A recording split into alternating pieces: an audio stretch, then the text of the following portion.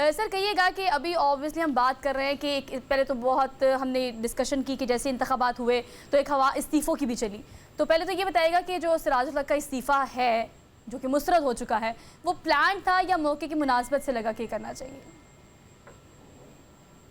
बिस्मिल्लाहिर्रहमानिर्रहीम। देखिए, अमीर जमात इस्लामी सिराजुल हक साहब का जो इस्तीफ़ा है, ये उन्होंने अखलाकी बुनियादों पे जो चीज़ महसूस की, उन्होंने वो फौरी तौर पर ज़ाहिर कर दिया। ये बहुत बड़ी बात होती है कि कोई फ़र्द अपने मनसब से रिज़ाइन करे। हमारे यहाँ ना ये कल्चर है और ना ही ये रवायत है, और ना दीगर जमातों में आपने कभी ये देखी होगी। ये जमात इस्लामी की एक बहुत बड़ी रवायत उन्होंने सेट की है, और जमात इस्लामी एक मुकम्मल जमहूरी जमात है।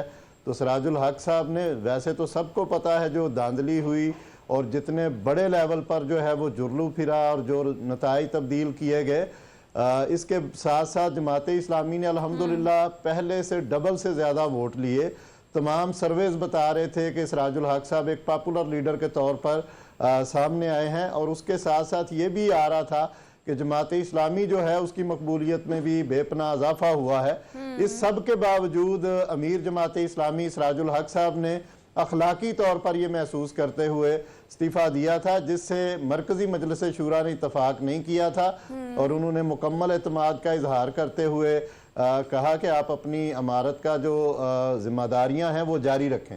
अच्छा सर, मैं एक और बात आपसे पूछना चाहती हूँ जो कि आम पब्लिक का सवाल भी है। ऑल दो हमने हमेशा से बकौल आपके जमात इस्लामी को बड़ा एक्टिव भी देखा है, वो इंतखाबात हों, आगे पीछे मुख्तलिफ पॉलिटिकल सिनेरियोज़ हों, तो हमेशा जैसे कि आप लोगों ने भी ऑल पार्टीज़ कॉन्फ्रेंस भी बुलाई है जो कि मुबैना धांधली हुई है इंतखाबात में 2024 के आप लोग के मुताबिक।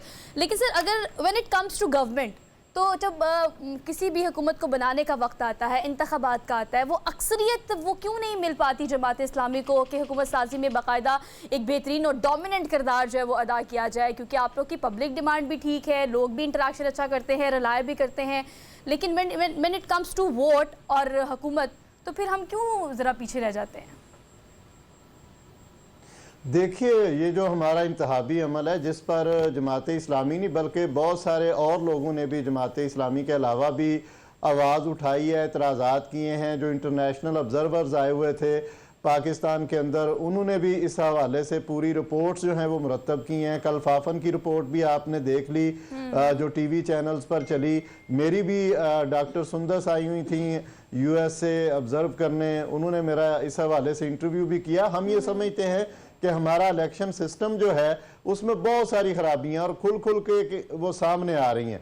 एक तो जो वोट डाला जाता है, जिसको वोट डाला जाता है उसका वोट अगर निकलता नहीं तो इसमें जमात इस्लामी कहाँ कसूरवार है। अगर वोट डाला जाता है और उसकी गिनती को बदल दिया जाता है तो जमात इस्लामी कहाँ कसूरवार है।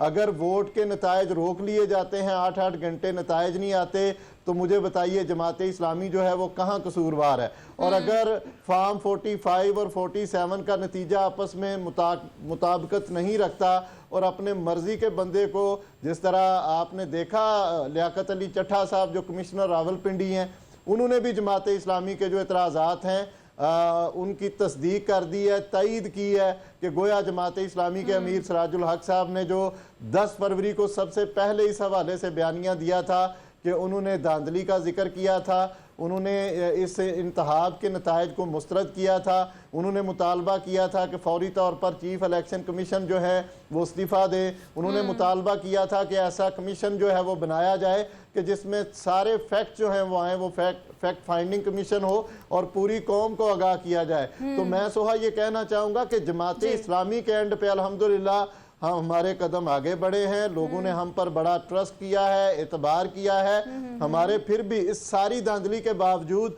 जमात इस्लामी के जो वोट्स हैं वो 2018 की निस्बत डबल से भी ज़्यादा हैं। लेकिन हम ये समझते हैं कि हमारी सीटें चुरा ली गई, कराची में चुराई गई, KP में चुराई गई, पंजाब के कुछ हलके जो हैं जो जमात इस्लामी जीती हुई थी वो जमात इस्लामी को नहीं दिए गए। हम इस हवाले से अपने मिले हुए वोट बैंक की हिफाजत के लिए इंशाल्लाह आगे बढ़ेंगे। हमने पहले भी इस्लामाबाद में एहतजाज किया है, कल भी अमीर जमात इस्लामी सिराजुल हक साहब ने जो मंसूरा में प्रेस कॉन्फ्रेंस की उसमें वाजे कहा है कि हम इस तहरीक को लेकर आगे चलेंगे और 23 फरवरी को पेशावर में एक बड़ा एहतजाज करने जा रहे हैं। 25 फरवरी को इस्लामाबाद में सेव द डेमोक्रेसी के नाम से एक बड़ी कॉन्फ्रेंस करेंगे, जिसमें हर उस एनजीओ को भी दावत दी जाएगी जो इलेक्शन और इस जमहूरी प्रोसेस पे काम कर रही है। तो मैं ये समझता हूँ ये फॉल्ट हमारा नहीं है, हमारे निजाम का फॉल्ट है। अगर हम देखें इलेक्शन से पहले जो ये आपका प्लान है यकीनी तौर पर, जो कि आप शेयर कर रहे हैं कि ये आप लोग करने जा रहे हैं, लेकिन कुछ चीज़ें आपने मिलकर भी करनी थी। अगर बात की जाए पीटीआई की, तो आपको पता है कि इंतखाबात से पहले आपकी अच्छी खासी बातचीत इस हवाले से थी कि विफाक हो या सूबाई हुकूमतें हों, मिलकर इत्तेफाक किया जाएगा और इत्तेहाद से हुकूमतें बनाई जाएंगी। लेकिन अब जो है आप क्या समझते हैं, केपी के यानी सूबाई ऑफर जो है वो आपको कराई जा रही, लेकिन विफाक में उस तरह से जगह नहीं दी जा रही, इसलिए मामला काफ़ी ख़राब भी हो रहे हैं आपके और पीटीआई के। तो ये इत्तेहाद जो पहले भी था, बल्कि पुराना इत्तेहाद है, तो आप अब क्या समझते हैं, ये दोबारा हो सकेगा पीटीआई और जमात इस्लामी का इत्तेहाद या मुश्किल है?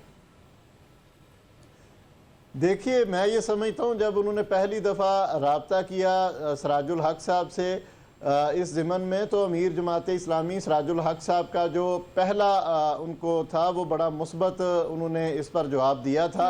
और उसके बाद ये चीज़ तय पाई थी कि दो तरफा कमेटियाँ हों जो मिल बैठें, जो इसके TORs और बाकी तफसीलात जो हैं वो तय करें। वो कमेटियाँ बन गई। लियाकत बलोच साहब हमारी तरफ से उस कमेटी के सरबराह थे, इसी तरह दूसरी तरफ से बैरिस्टर गोहर साहब जो हैं वो इस चीज़ को देख रहे थे। जब कमेटियों की मुलाकात अभी नहीं हुई थी, इब्तदाई टेलीफोनिक कन्वर्सेशन पर यह बात सामने आई कि वो मरकज़ और केपी में इस हवाले से इश्तराक अमल चाहते हैं, लेकिन जब मुलाकात हुई तो उनके मौक़िफ़ में तब्दीली आई, और वो तब्दीली ये थी कि वो सिर्फ केपी में जो है वो इश्तराक अमल चाहते हैं, जिस पर जमात इस्लामी की तरफ से जवाब दिया गया था कि आप किसी और पार्टी से केपी में भी कर लीजिए, हमें इस पर खुशी होगी।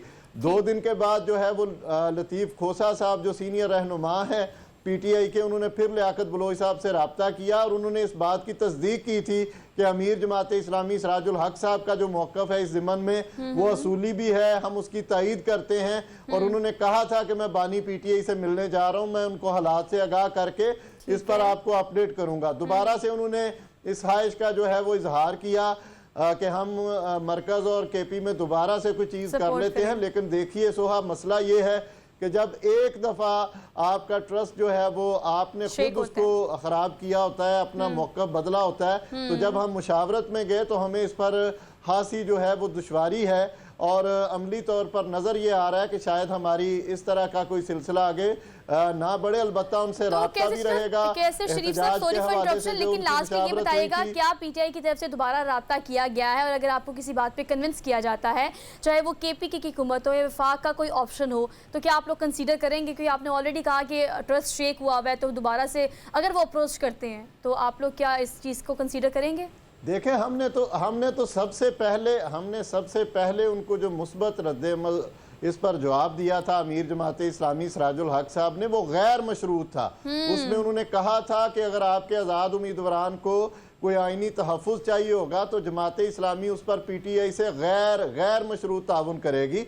लेकिन ये जब मौक़िफ़ में तब्दीली आई पीटीआई की तरफ से, तो उससे ये जो है वो डिस्टर्बेंस सारी पैदा हुई। और ज़ाहिर है हमारे यहाँ एक शूरा का अमल है, हमने उससे मुशावरत के बाद फैसले करने होते हैं, तो लोगों को दोबारा से कायल करने में बड़ी दिक्कत का सामना है। बिल्कुल ठीक है सर शरीफ साहब, thank you so much for being there.